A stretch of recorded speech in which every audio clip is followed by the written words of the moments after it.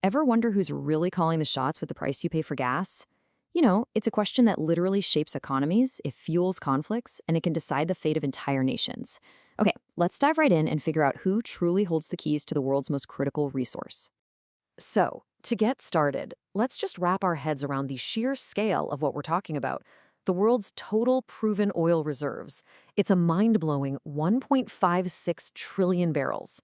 To put that in perspective, that is a completely unimaginable amount of black gold buried right under our feet. But here's the thing. This incredible treasure isn't spread out evenly across the globe. Not even close. The world's oil map is super concentrated. In fact, just a handful of nations hold the keys to almost all of it. Okay, so let's look at the treasure map. At the very top, you've got Venezuela with over 300 billion barrels. Wild. Then come the Middle Eastern powerhouses, Saudi Arabia, Iran, and Iraq.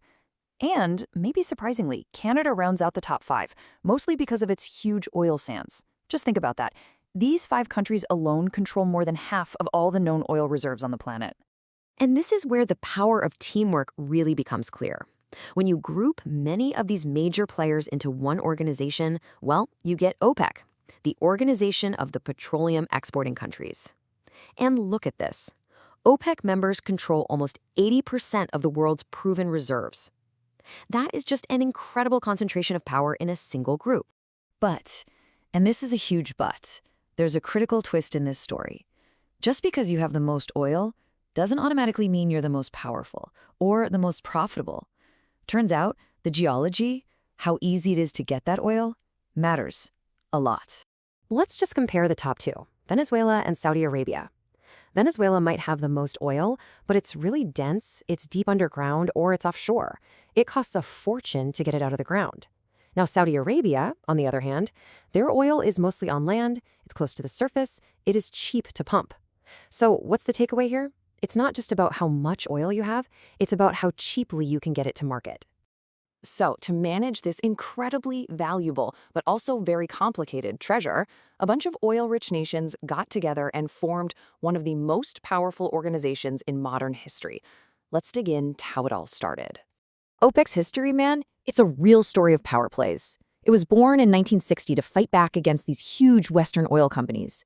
Then in 1973, it showed its muscle with that oil embargo that sent the whole global economy into a tailspin. But it hasn't all been a smooth ride. The 80s brought a price collapse that nearly broke the group apart. And more recently, in 2016, they had to create an even bigger alliance, OPEC+, just to get other powerful players like Russia on board to help manage things. So what is OPEC, really? Well, economists have a word for it, a cartel. And that's basically just a group of producers who agree to team up to coordinate their prices and their production. The goal? To control the market and make as much money as possible together.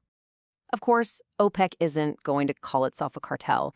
If you look at its official mission statement, it's all about these noble goals like stabilizing markets and ensuring fair returns for everybody. But, behind all that official language, the reality is way, way more complicated. And that brings us to the fundamental problem for this whole group. I mean, despite sitting on all this oil, OPEC is constantly battling internal fights and outside pressures that are always threatening to pull the whole thing apart. Which leads to the big question, right?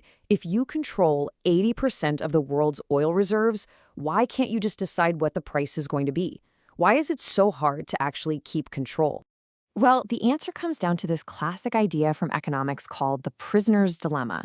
See, it's in the group's best interest to cooperate, to limit how much oil they pump to keep prices high for everyone.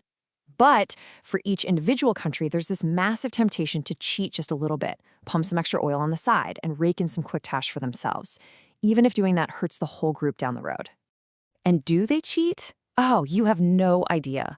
One study that looked at the period between 1982 and 2009 found that OPEC members cheated on their production quotas, wait for it, 96% of the time. That's not just a crack in the alliance, that is a canyon. And this constant temptation to cheat is just one piece of the puzzle. You've got all these other pressures piling on.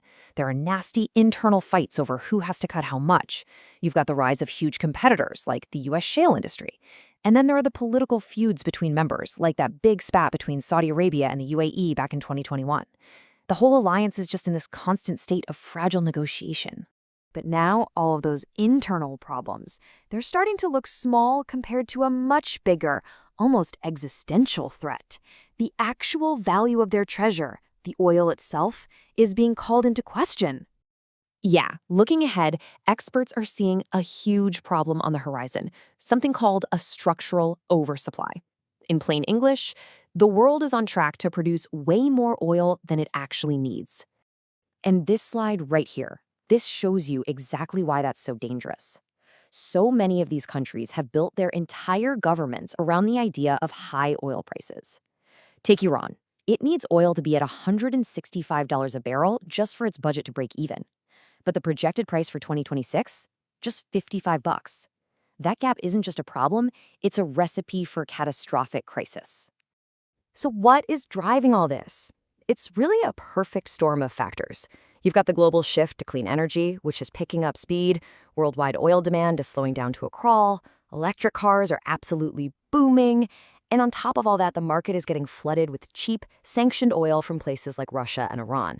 The era of endless growth for oil demand, it looks like it's coming to an end.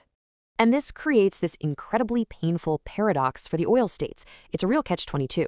They know they need to diversify their economies and move away from oil, but the money to pay for that diversification, it has to come from oil sales. So they need their treasure to be valuable right now just so they can build a future where it's no longer their main source of wealth.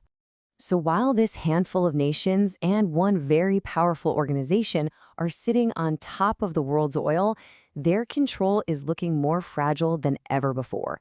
They are facing splits from within, competition from without, and a global energy shift that threatens to make their treasure worthless. So the ultimate question really is, can the guardians of oil adapt before their treasure loses its power for good?